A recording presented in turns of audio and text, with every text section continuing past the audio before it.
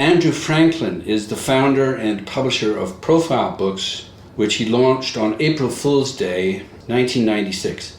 The house's list of bestsellers include Alan Bennett, Mary Beard, Simon Garfield's Just My Type, and Lynne Truss's Eats, Shoots and Leaves, which sold more than 3 million copies worldwide. What does that translate into money for you? That's a complicated question, and we sold the rights in the United States, so we took a percentage of the revenue, the royalty revenue from the United States, but it's not the same as publishing. We sold about 1.4 million copies, so it was a lot, and we were very small then. There were maybe 8 or 10 of us, and now there are 65 people. A lot. Since you're Canadian, I also want to shout out Margaret Macmillan, who's one of the finest historians in the world, and led the Canadian, whatever it was, group or delegation at King Charles's coronation. And we've done a number of books for her. We have another book under contract. She's at the University of Toronto at the moment. Yes, and Oxford. And Oxford, yeah, but right now she's in Toronto. Now that she's not warden of St Anthony's College anymore, she spends half her time in Toronto. Okay, and you can listen to my conversations with her about Stephen Leacock. And that's right, because she did. What is history? Yeah, that which we published. We didn't do the Stephen Leacock. That was published by Penguin Canada. Yeah, she's terrific. So I can't easily tell you what the sums are. I mean, I can't, because I can't remember what the price is. Roughly, what do you make of it? Well, I think maybe the book was £15, but I can't remember. But it was £15. Then 1.4 million would make about. That would be about about £2 million, or £2.2 million at retail, of which we would keep about 50 or a bit less than that, so it'd be about £1.1 million. Is that right? 4 million. No, it's about 10 times that. We would have made about £10 million. Yes. About £10 million. That sounds better. But that's just a number off the top of my, trying to do the calculation in my head. And it was a while ago, and you have to know the discounts and all the rest of it. Okay. But yes, it was very, very important in our history. A long time ago now. Yeah. In 2007, Profile acquired Serpent's Tale, whose successes include We Need to Talk About Kevin by Lionel Shriver. Yeah. That sold about a million copies, and in 2014, We Are All Completely Beside Ourselves. That's also sold about 1 million. Yeah, Karen Joy Fowler. And then the Essex Serpents by Sarah Perry, that sold about 1 million copies. Okay. So, yeah. Souvenir was interesting because it was Serpent's Tale was interesting. It was another independent publisher. It was quite a lot smaller than us by then. Right. Run by its founder, a man called Pete Ayrton. And he'd had enough, but he wanted to sell it out to an independent. So we bought it, and I hope we've continued the sort of outsider and fiercely independent spirit of publishing that he did so successfully for so long before we took it over. And then in 2018, we bought another independent publisher, Souvenir Press, which had been founded by Ernest Hecht, who ran it for 67 years, which must be a record. He was one of that extraordinary generation that was so influential. They were quite influential in North America, but they were especially influential in British publishing of European Jewish refugees, people like Andre Deutsch and George Weidenfeld, Ernest Hecht himself. There were many of them. Weidenfeld's biography just came out. It did, by Tom Harding, that's right. It's just out now. It's getting very good reviews. Before Profile, Andrew was a director of Penguin Books and ran Hamish Hamilton. He began his book trade career as an assistant bookseller at Hatchards. That's correct. Working in the basement, and has always been quite a snobby bookshop.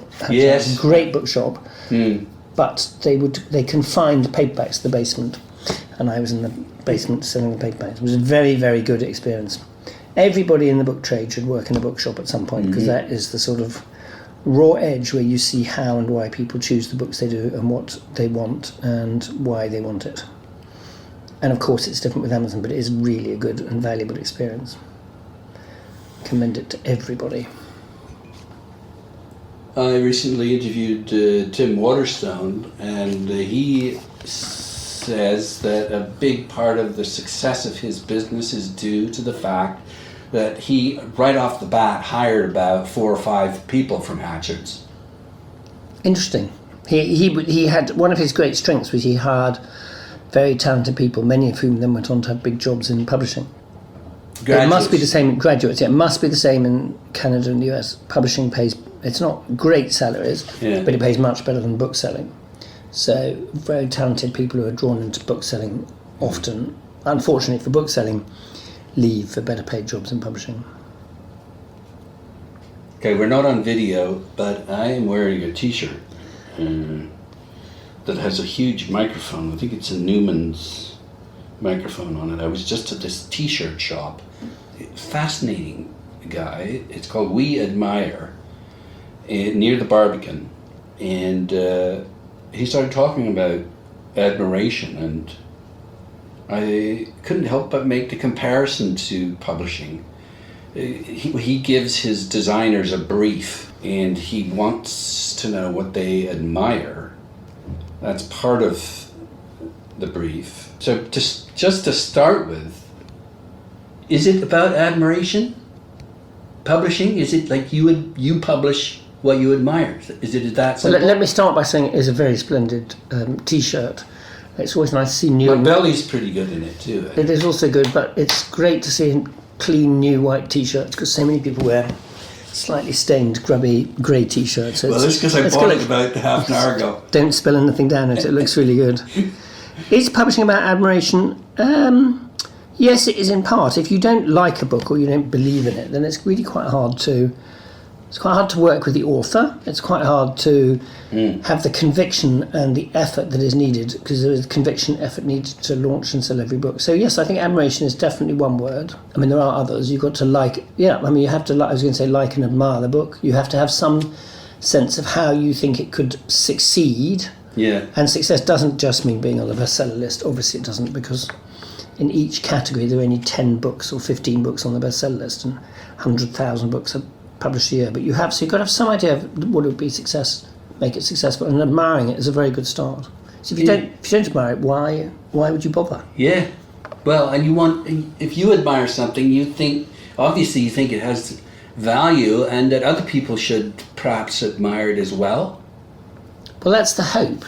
I mean, in publishing, the big corporations are really interested in the idea that big data can give them answers to questions, but actually, in the end, it's the same as in the film industry, and in some ways, I think it's the same as the horse racing industry. It is a matter of judgment. Is this horse that I'm going to spend, hundreds of thousands of pounds buying and looking after and paying its vets bills, is this horse going to win the race? And it's the same in the film industry. It's much easier than the film industry, because in the film industry the sums of money are enormous. And You're not betting as much. You're not betting as much, and so that's why the studio system in Hollywood has such an incredibly unhealthy hold over everything, and it's much harder for independent studios to get distribution, whereas in books it's really quite easy for independent publishers to battle alongside and compete directly with the big publishers. Yeah.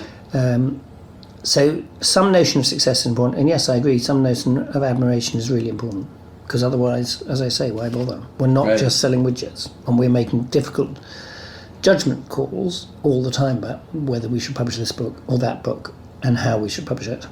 Okay. So if you don't admire it, it would be weird. Yeah, that's why I think about why I interview people, is because I admire them. I admire first of all, I admire. You admire them until you interview them. Well, yeah. And it's not. Sorry. I was going to say, it's not. T-shirts are a particular thing, but it's not so different from the fashion industry, because consumer taste changes a bit. But there is also the eternal varieties. Really good history book, such as Margaret Macmillan writes, doesn't go out of fashion, or great literary fiction, the equivalent of the little black dress, which will always be in fashion, shape or another. And then other things come and go. But it's luckily tastes endure more than in fashion. It's not that green is in this season and then you're left with thousands of unsold green T-shirts the following year, and you can do nothing but pulp them. You do nothing but destroy them, don't they? Which is what the fashion industry does with a lot of the fashion. Well, first they have. I'm going to wear this for the rest of my life, though. This T-shirt. Keep it clean. Keep it clean. The problem is it might shrink. That's the other thing. Well, not if it's a good T-shirt. Yeah, he said it wouldn't shrink, but That's the hope. I'm just fumbling for his card, because right on his business card, and his name is Theo Steger, and I just met him yesterday, but he made a big impression on me. Right on his business card, and the name of the company again is weadmire.net, I think it is. He writes his brief for his designers of his t-shirts / books. Content before commerce, don't try to pick winners. I don't think it works like that in publishing, and I'll tell you why. The difference is that he pays his designers whatever he pays them for his t-shirt, £200, £500, whatever it is, and then he prints the t-shirt. In book publishing, a very large number of agents, who are very literary agents, who are a very important part of the book trade ecology, auction books. So you have to decide how far you want to go in the auction. Am I going to go to £5,000? Am I going to go to £10,000? Am I going to go to £500,000? So you have to put a value on the book. So you have to have some view, if you participate in auctions, of what the book is going to be worth, what it is going to sell, and therefore what you can afford to pay the author. So you do in some ways have to... Yeah, but he just says content before. He's not saying no commerce. He's saying content before commerce. Well, that's the pure ideal of publishing, and it is much better when it's done like that, and it's easier. I was going to say it's easier for independent publishers, but I'm not sure that's true. I think it's easier to do that when your business is successful. If you know you've got money coming in, you can pay your staff and you can pay your rent, then you can take more interesting risks and publish the books that you admire in. But if your business is going badly... Then you publish, you sell your soul? Well, I'm hoping that we don't sell our soul, because our business has always been successful. But I think people do sell their souls. Rom-com, romance fiction, a huge amount of fiction is published quite cynically, or horoscopes are published quite cynically because people think they're going to make money. They don't publish them because they admire them. No, There's an awful lot of crap published. But so you do agree with content before commerce, then? Yes, I do. Yeah, I do. Yeah, okay. Yeah. Topic before aesthetic. Substance delivers style. Well, now, wait a minute. Topic, what was it? What was the first thing? Topic before aesthetic. Substance delivers style.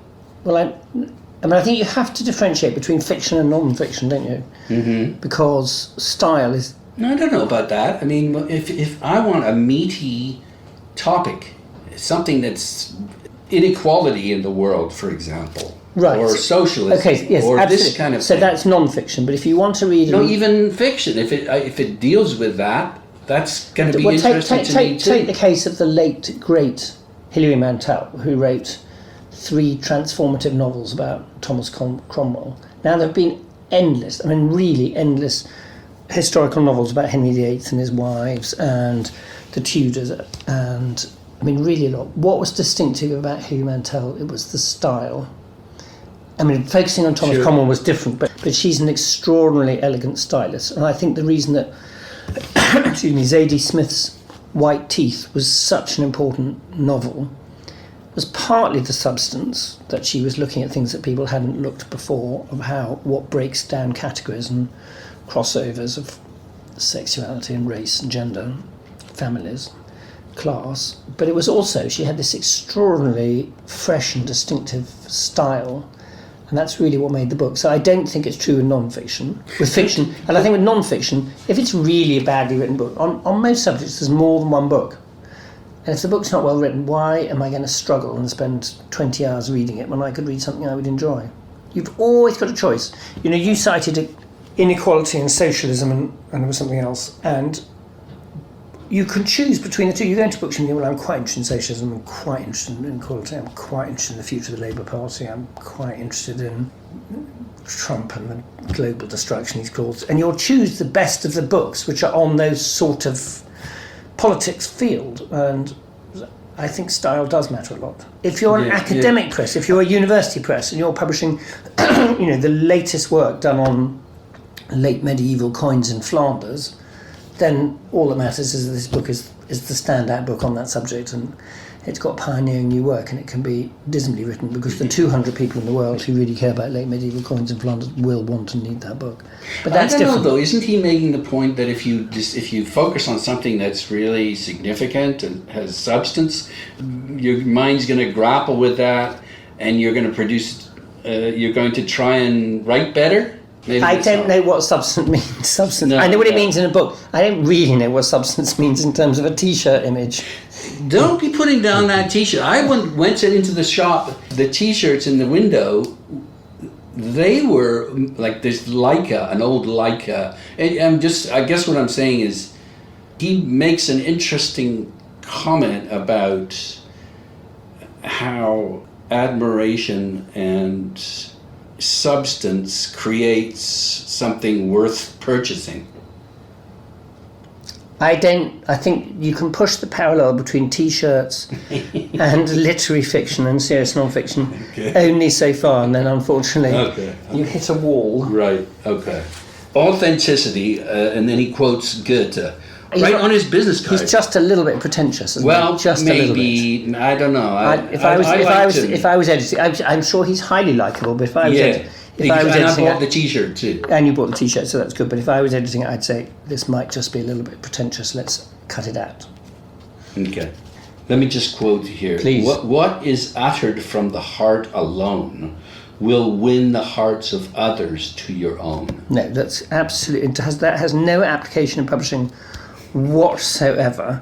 And the reason it doesn't is that publishing is not just one of those amateur things where you can set up a little corner shop, like... maybe a T-shirt shop, and hope for the best. There's a whole series, and many people do try amateur or self-publishing or tiny publishing, and it doesn't work, and their authors get very frustrated, and that is because there is a whole series of professional moves which you have to make, which go on behind the scenes and are a great part of publishing. So you've got to register the book for an ISBN, you've got to sort out the copyright, you have got to copy edit it properly, you've got to proofread it properly, you've got to find a printer who will print it to the standard you want, and this is where people who think it's just about love and admiration, you've then got to market, distribute and sell the book, and that is an awful lot that is really quite technical and boring. You've got to have a warehouse that can raise the right invoice, send it to the right bookshop when the bookshop wants it, replace the missing stock, replenish the orders and all of those things. And all of the big publishers and most of the small publishers can do that. But that's not about love and admiration. That is about just hard attention to detail. Okay. Yeah, detail is a big part of publishing. Your father worked for Routledge? He did, yeah. All his life. Yeah, it was a family business, which he eventually sold. So, yeah, that is correct. You've done your homework. So what influence did he have on you then? My relationship with my father was complicated, and when I left university, I vowed that I would not go into publishing, I would do anything else, and so I went into the civil service. But that didn't stick, and so I did go into publishing. But I only ever worked for him for about a fortnight when I was about 16, as a sort of errand boy, what we'd now call an assistant, and that was hard going. So, what did you learn from him? Anything? I don't know exactly what I learned from it. It'd be hard to pinpoint precisely. I suppose I learned to take books seriously. That's what I learned. And that's pretty important and isn't obvious, I think. Yeah, I don't understand. Well, I mean, that you've got to take them seriously, that it is a business, but it's also about admiration and enthusiasm and commitment and wanting to get the right book into the right people's hands. And that's really at the core of what publishing is. And again, it's because you feel that the world would be a better place if you did that? I do think books matter a lot, and I do think the world is a better place if people take serious arguments seriously. If they were influenced more by books and less by TikTok, the world would definitely be a better place. So yes, I do think books matter. Almost all education takes place through the medium of books. Lectures are important, and there's online learning systems, and there's all sorts of resources. But without books, it is very hard to see how most people would have the education that they have. So And a think better that's true. educated population, what, means that we don't get tyrants in power? That's what we want to believe. The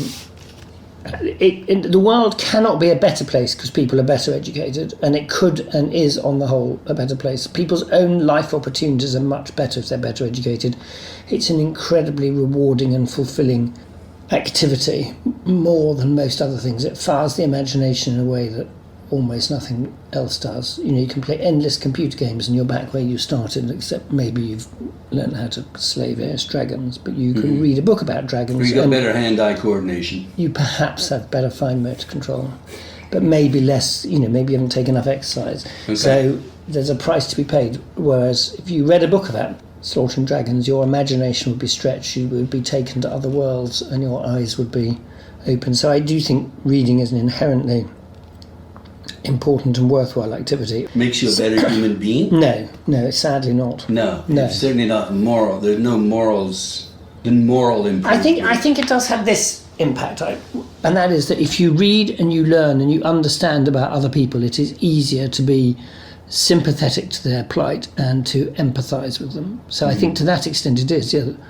And the more and better informed we are about the world, its past, its present, its geography, climate change, all those things, the better place we are to make informed judgments. What about helping eliminate corruption? Corruption is a big problem in the world. It's a massive problem, and we have published some very good books on the subject, but do they make much difference? I think, the really essential thing with overcoming corruption is the freedom of the press, which of course is massively important to publishing as well, and is under very serious threat in the United States. It's under threat from both left and right, but particularly from the right. And it's brave investigative journalists who go and turn out and investigate what's happening. So I think the press has a more important role in dealing with corruption. Does that inform your decision to publish a book? Is this going to help eliminate corruption? Well, 99 out of 100 books, the question wouldn't apply because it's a book about, something else, about the origins of the earth, or post-war, Second World War settlement from Margaret Macmillan, the Roman Emperor from Mary Beard, whatever it is we're doing. But we did publish a very good book called Butler to the World, which was a bestseller for some time by Oliver Bullough, who's a British investigative journalist, and it was about the way that the London economy has become really scarily dependent on servicing international tyrants and kleptocrats. So you've got a whole network of public schools who will take all their children. You've got lawyers and bankers who do nothing but look after their needs. And this is really a corrupt activity. I was in Reading about a month ago at the Waterstones. Oh, yeah. And one of the salespeople came up and we started talking. Best book she's read in the last year, she said. Oh, good. That book. Good. Waterstone's very supportive of Profile, which is good. It would be, given the sort of serious books that we publish, it would be difficult for us if they weren't. But the Waterstones are supportive independent bookshops. Booksellers? Booksellers. Yeah, Waterstone's the booksellers are supportive of independent book publishers. Yeah. If they're efficient and organised and can, do what they ask them to do in terms of distribution and signed books, marketing. Yes, they are, and they like the book. Andrew Franklin of Profile is the best of the best in UK publishing, constantly challenging the industry to move on when it drags its feet. That's what James Daunt, one of the great booksellers of the age, has said. No, the great bookseller of the age. Well, that was very, very nice of him. Okay, so what's he talking about? I think he must have had a drink, don't you? Yeah, but I know you have to. You can't read his mind. I know, but what do you think he's talking about? I don't know. I mean, we do not try to conform. Hate conformity. Sorry, before I just want to stop you there. That word. That's exactly what Stanley Unwin's parents were non-conformists. Were they? Yes, that's apparently one of the biggest influences on him. Well, my family are Jewish, so as were many of the previous generation of publishing. It's fading away now, but don't conform it. We do not ever try to conform. I'm not particularly interested in behaving well. We are interested in doing the right thing. So. And that's the best about publishing, not conforming. No. I'm trying to think what James could possibly have meant in saying such a very nice thing. And you're saying it's that you don't conform. Well, firstly, I'm denying it. And then secondly, after my denial has been accepted, I'm saying it's perhaps that. Okay. So a great publisher puts a great publisher publishes great books. It's really as easy as that. No, I know that, but it's not easy because who says what's a great book and what's not a great book? Well, there is the whole concept of the canon. But choosing the next great book. Yes, I think it takes time for us to know what the great book is, and it isn't immediately obvious that it's this book, not that book. But I think that is how you measure a publisher, and it's not by the margins or the profit or the return on capital. It's by the quality of the books. So you've acquired in all sorts of different areas. Can you tell me about the success of Mary Beard? We are about to publish Mary Beard's new book later this month, The Emperor of Rome. And Mary Beard is that very rare thing now. She's a highly effective public intellectual. She has enormous impact on people in many different ways. So she's a television star. She's about to make a new television series on Emperors of Rome. She's a very serious scholar and academic. I'll come back to that in a second. She's very active on Twitter, where she suffered quite astonishing levels of misogyny and abuse and fought back with really incredible courage. She's a trustee of the British Museum. She's just tireless about the things that she cares about. And I think The Emperor of Rome, this book she's about to publish, which is a major book. If publishers are judged by the quality of their books, I should be very happy to be judged by the quality of that book, which we commissioned. It wasn't my idea, but it was her editor's idea. Her editor, who's now sadly dead, and so I've looked after her for the last decade or so. And why is this book so important? Because everyone has always thought and written about good emperors and bad emperors, and they say, oh, Augustus was a good emperor, Caligula was a bad emperor, Nero was a bad emperor, he fiddled while Rome burned. And what she has spent a lifetime thinking about is all these questions, and what she absolutely convincingly shows in this very well-read, well-written book, and I think that is part of it, because she carries the reader with her, is that we cannot actually know the individual emperors. No biographies and no surviving sources for any of the emperors comes from their own lifetime. It's all written later. And so the only things we know about the emperors are either from their admirers and fans and family, if it was the same dynasty, or from their enemies. So we can't. The stories are interesting, but they're really interesting for what they tell us about how emperors were perceived. So instead of asking the usual questions, she asks questions which nobody has ever asked about before, which are really revealing, not just of Roman emperors, but like all the best history, have echoes right up to the present, which is how effective were these tyrants, what was their power base, what was the role of the court, what was the role of women in the court. It's a whole chapter on banqueting and dining, because this was part of the ritual of power. Why did some emperors become gods and not others, and what did it mean, and did they take it seriously? And so it's about really the central, what was the emperor, what did it mean, and did it really make any difference to ordinary people's lives? And this is a completely new way of thinking about Roman emperors, which nobody has ever done before. So it's. I mean, she has the stories, of course she does, but it's to ask other questions, and so it's both highly enjoyable, rivetingly interesting, and its own way, pretty revolutionary, and that's as good as it gets, and that's good enough for me. And it's going to be huge when we publish it in 3 weeks' time, as it should be, because it forces people to think differently about something about which they already know, or they think they already know, but they don't. It's a major. Well, plus it's got to be a way of reflecting on our current times too. Absolutely. You know, what impact to our daily life does a I mean, it's slightly different in democracy, but not as different as it should be. What difference do they make to our lives? And her argument is at the edges of the Roman Empire, which had 50 million people in it and a very small number of administrators, they wouldn't have known who the emperor was. They couldn't have named them, and actually it made almost no difference. It had a huge impact amongst the senatorial class in Rome, and if things went badly, it could break down into violence, and it often did. I think about half of all the emperors were murdered, between a third and a half. So it had big impact but further out, it had almost no effect. And so that's an interesting thing to think about in terms of contemporary politics as well. Although she's far too clever to ever draw crude parallels. You don't want to, what is it? You don't want to be too on the nose. I watched one of her Rome shows 2 or 3 weeks ago, and I was really taken by the fact that all sorts of people from the outlying parts of the could come to Rome and be Romans. So this is an incredibly important insight which she's shared with the world, which is that after Roman citizenship was established in the 3rd century, anyone in the Roman Empire was a citizen of Rome.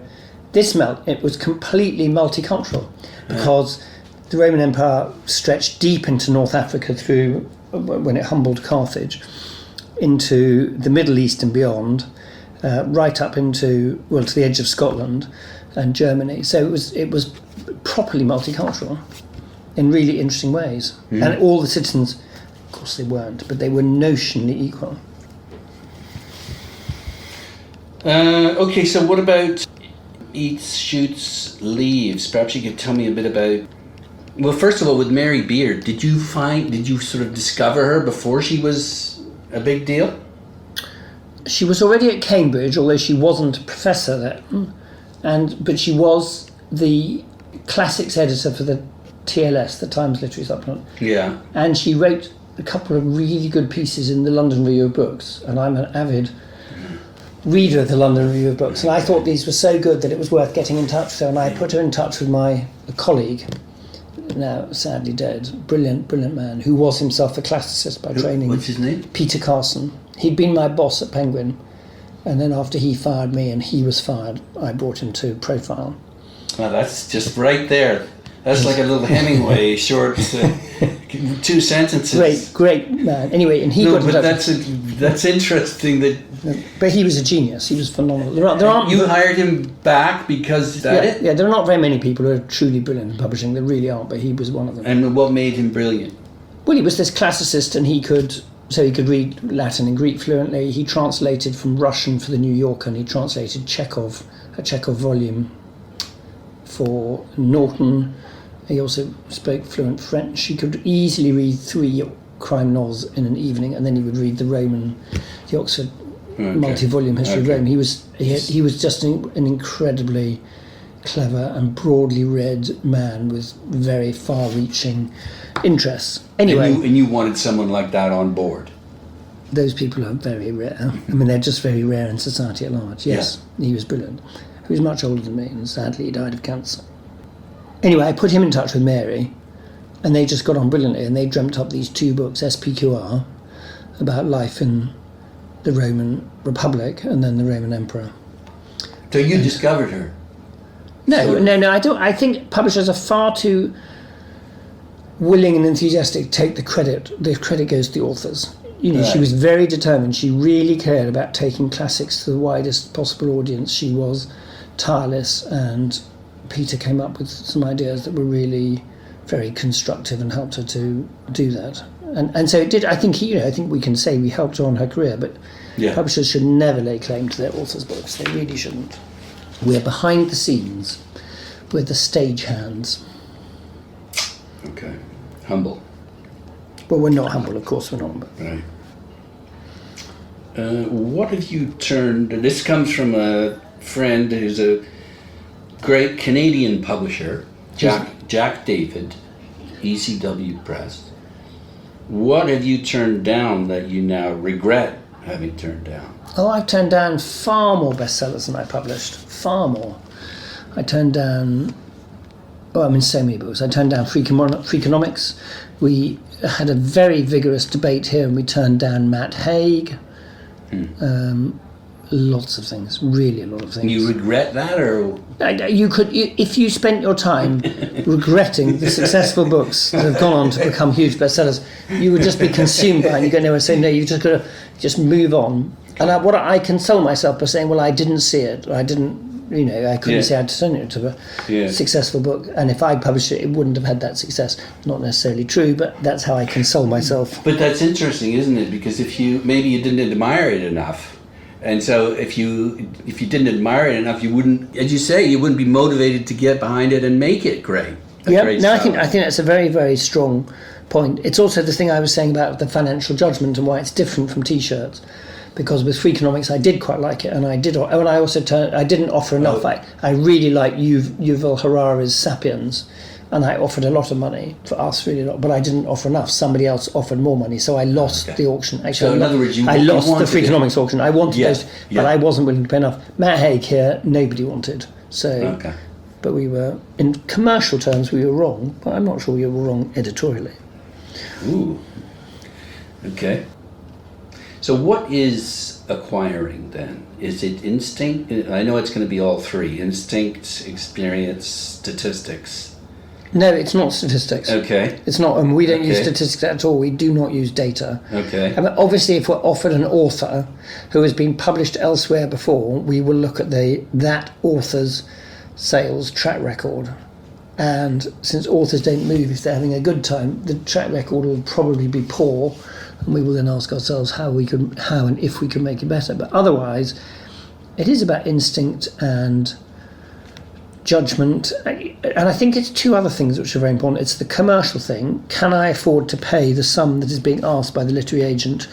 Do I wish to go further than anybody else to win the auction with the risk? Because that's what winning an auction means, that you are willing to go further than somebody else. Yeah. Do I want to do that? And then the other thing, which is a matter of judgment, is how will I publish this book? You must have a sense of how would you position it. So am I going to publish this as a historical novel, or am I going to publish it as a novel of character? If it's a work of non-fiction, say in history, edge of history and politics, am I going to categorise it as history or politics? What am I going to put on the jacket? Am I going to change the title? Will I publish it in hardback or in trade paperback or in paperback? How international will I try and make the focus of the book? So what am I going to do as publisher to position it? And although I think publishers can be absurdly arrogant about their success in making books, you can see the success where the same book performs incredibly well in one market and does nothing in another market. And that will likely tell you that one publisher has done a good job and the other publisher has not done a good job, since taste. There's obviously local taste around local issues, history, politics, celebrities, personalities, but otherwise taste is fairly similar across the world. So if in one market it's done very well and in another market not so well, the less well published market, the publisher's done a rubbish job. And again, with this positioning is what you're talking about. Yeah. So what makes you really good at positioning then? Like what goes into the thinking about positioning? Well, part of it's having a sense when you read the manuscript of what you're going to do with the book. So there's an absolutely brilliant economist called John Kay, who we published a number of times and has also published with other publishers. And he's also self-published because he's been very successful. We persuaded him he would do better with us, and he did. But he has now published a book which is called Business and Society. What a killer title. And it's 170,000 words long. And I've been looking at it, and he's asked me how we should publish it. And this is what I've been doing for the last couple of days. And his original plan was to publish it in two separate books, one about the history, and it needs a much better title, obviously. It needs a better title. Yeah, my current thinking is maybe... Instead of Business in Society. Which is I mean, who cares? Yeah. But the current possibility is hate the producer, love the product. But I'm not sure that'll work. But anyway, something different.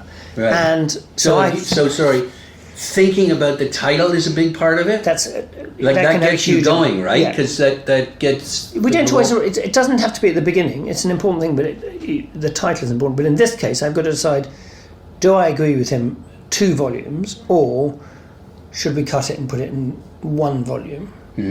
Yeah. And then how much is it finance? How much is it business? How much is it economics? And in its subject matter, you mean, or exactly, and how we position it. So, what do I mean by how we position it? It's what we put on the cover, the category that we have, and who you use to blurb it. Very good indeed. Who we use to blurb it, who we send out review copies to, what we tell the different papers that we send. You know, is this one for the FT? Is it one for the Guardian? Is it one for the Today programme in the UK? All of these different things. So really, this is where you think the core is. The core market. Who are the people who are going to be most excited? Right. And then they will tell their friends. And this is right, exactly, word of mouth. So you get it to a point where the ball's rolling on its own. And the very best is then when so many people do it that you feel you're left out if you're not, in your circle, everybody else. I mean, the most recent example of that is not books but films. I mean, how extraordinary that everybody felt they had to go and see Barbie or Oppenheimer. Oppenheimer, I walked out of Oppenheimer. It was quite slow and boring, wasn't it? Jesus. I couldn't see what all the fuss was about. So, brilliant marketing strategy for an indifferent film. Also one that's so conformed to the classic American thing of the one heroic individual. Okay, so... But brilliant marketing, and so publishers set out to do that as well. So that's how your mindset is, okay, I'm reading this manuscript, how do I position it? Or what can I do? It's good. I admire it. I admire this thing very much. Indeed, although it's still got some very serious faults, which we will iron out because he's a brilliant man. How can I make this a success? Yeah. But that would be perhaps another way of saying, how do I position it? What can I do to make this a success? Make it public. Exactly. Have a big public. There was a great literary agent, long dead now, called Giles Gordon, and if you did a really bad job with one of his authors, he would write and say, that's not publishing, that's privishing.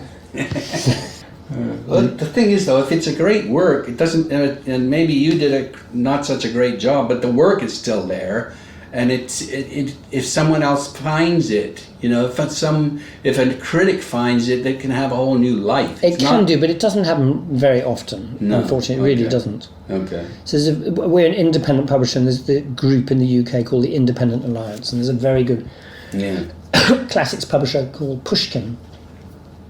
And he very successfully relaunched a book called, I've forgotten the author's name, called The Passenger.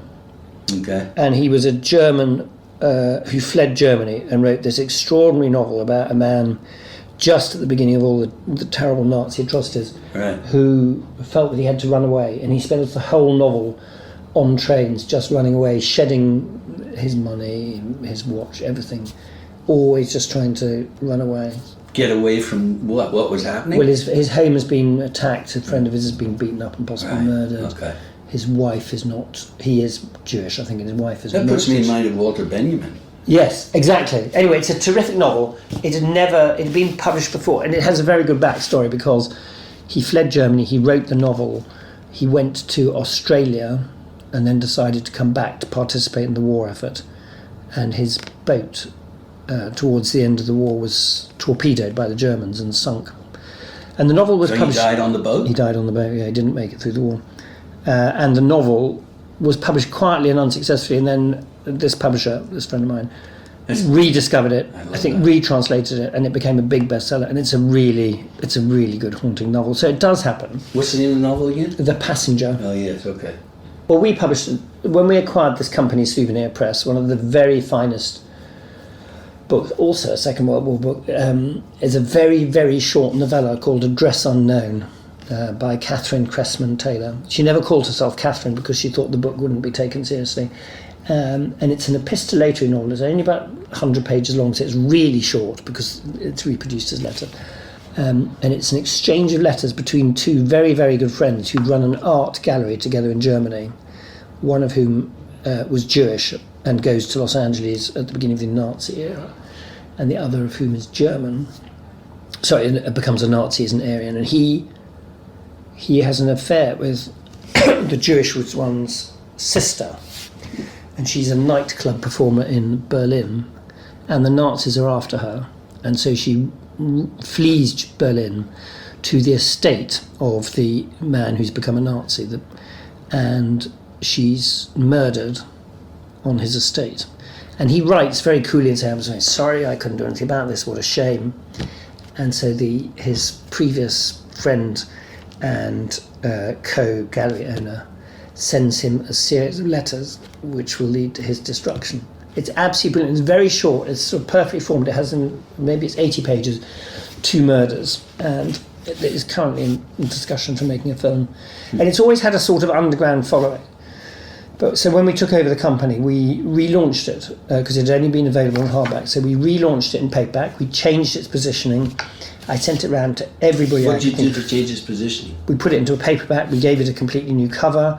We gave it a new introduction. That's not positioning. Well, it wasn't a hardback anymore. It was a paperback. Okay. So it would be in different parts of bookshops. Bookshops would read it. That's the material book, though. That's what we mean by positioning and publishing, I think. So I tried really hard because I think it's a masterpiece, a really, really powerful book, written by this unknown American journalist who wrote it as a warning about the horrors of tyranny. And it did something, but it didn't ever take off as I hoped it would. So that was a disappointment.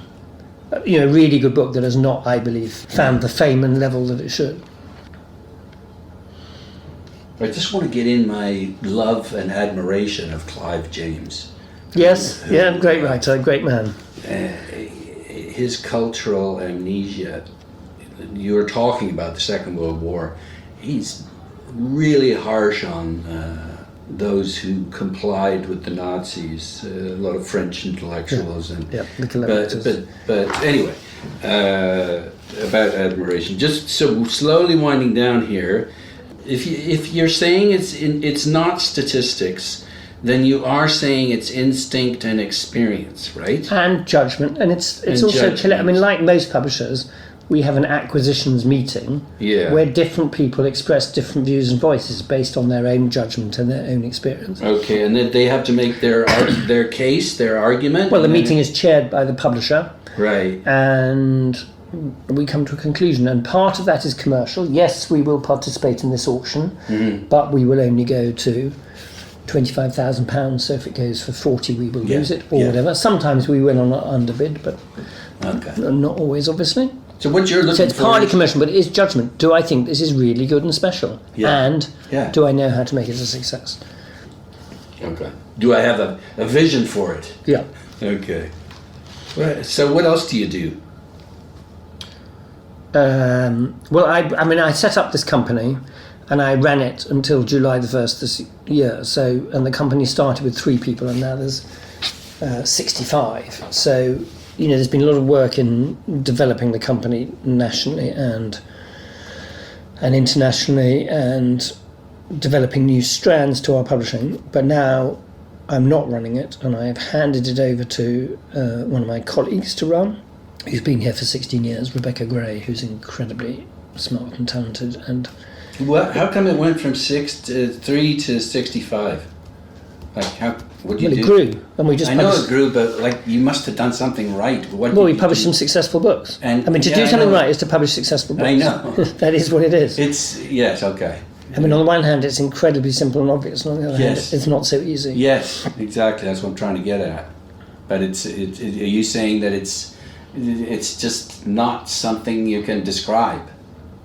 No, when we started, the very first book we published was book 1. Now we published, and for a long time we published 10 or 20 books a year. Now we publish 100 books a year. When we started, we only did non-fiction. There were a tiny number of exceptions. Mm-hmm. Then we bought Serpent's Tale, and we had a very good a literary fiction list. Yeah. Then we set up a crime list 4 years ago, Viper, which has been staggeringly successful and won imprint of the year, and we've had author of the year twice. So we've expanded but what we do. It's sorry to push this, but it's instinct. Partly it's an instinct, but it's partly also that they have a good network of people that they can rely on. And you may not start with a network, you've got to develop it. I mentioned my admiration for the London Review of Books, so I've got to know lots of London Review of Books editors and writers, and they're useful to me, literary agents. So people have networks who develop ideas and contacts that they feed to them and share books with them. And you have to read a ton of really good, you want to read all the best stuff that's being written right now. right? You want to make sure at least you get it I in know. front of you. Exactly. I don't want to read it. I want to publish it. If it's the best, I want to publish exactly. it. But you need to you want a picture of all of the best stuff, so you get to look at it and possibly publish it. So you want to know all not the me best personally, stuff. but our editors. Yes, I do. So yeah, where's the best stuff, and how do I find it, and how do I get a hold of it? So agents, literary agents, represent a lot of the best stuff. Very few publishers indeed, in the US, Canada, or UK, or elsewhere. Very few publishers now buy fiction if it doesn't come from a literary agent. And on their websites, most publishers say you need to have an agent before you can submit fiction. Yes, understood. Not true with non-fiction. You can go out, you can find somebody interesting, as we did with Mary Beard. Yeah. Approach them, ask them to do a book. Okay. But they will. I mean, every agent has tried to persuade Mary Beard to go to a different... sign up with them. She doesn't have an agent. We are her agent. We act on her behalf. We represent her. Yeah, so we have. Great. I love that. Yeah, it's good. But it means we have a very close personal relationship. We do a huge amount for her. And the agents are saying, listen, get away from those guys, and we can make you a ton more money. Exactly. Okay. I genuinely don't believe is the case. And who are the best agents? Who gives you the best stuff? There's been a huge growth in agenting in the last few years, but there are a core number of agents who are still the best in the UK. So you get the choicest stuff from who? RCW are one of the great agencies. David Hyam Associates, Andrew Wiley, who you may have interviewed, and his sidekick Sarah Chalfant, and she has a very good guy there called James Pullen. So, but there's a whole series of others now as well, and they tend to specialise. So the crime agents, who I don't know because I've never personally acquired crime, that are Viper Publishing Director works with, they're different altogether. So it's really quite a lot. There's probably about 30 or 40 agents we work with regularly. Okay. Why are you doing what you're doing? Why do you spend your life doing this? I've enjoyed it very much. It's been very satisfying. I've liked seeing the company grow. I've liked publishing successful books. I enjoy the company of my colleagues very much, who are completely brilliant, some of them really, and so that's been very stimulating and enjoyable.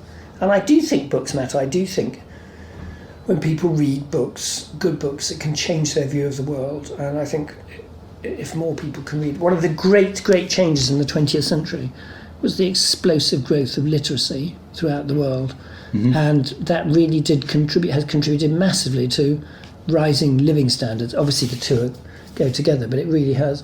There's still a huge inequality. It's worse than ever, well, and there could be another massive world war. They could, yeah, and I don't think publishers will be responsible. It could. Where one of the mega inequalities which has gone, which is really worth remembering, is between men's education, women's education, and that really has, not everywhere in the world. Look at Afghanistan, drifting back into the Stone Age in its treatment of women, but in most places women's education has really improved. They read a whole lot more, and as a result their standard of living has gone up, and the inequality between men and women is corrected. So I think reading is an absolutely fundamental human activity and a human right, and publishers and everybody who cares about books, it's really important we defend and fight for that. Beautiful. Thanks for taking the time to talk. Pleasure. Okay, so Andrew Franklin is the founder and publisher of Profile Books, which he launched in 1996. What are you doing now? I'm now called Founder Director, and I'm acquiring more books and working more with authors. I mean, I was doing that. I've never stopped doing that, but I'm obviously doing a great deal less management. And you're going to do this for the rest of your life then? Anything else you're going to do? Well, I do. There's other things that I greatly enjoy doing, which will do a bit more of. But like what? I enjoy my grandchildren very much. I'm quite an ambitious walker. We're walking to Santiago de Compostela this year. I enjoy. Your knees are holding out then? For walking, yeah. I've never been a runner. Oh, okay. Well, yeah, they are. Yeah. So. Well, thanks. And reading for pleasure too, which is hard to find time for in publishing. Let me get you a copy of Address Unknown, because it's so good.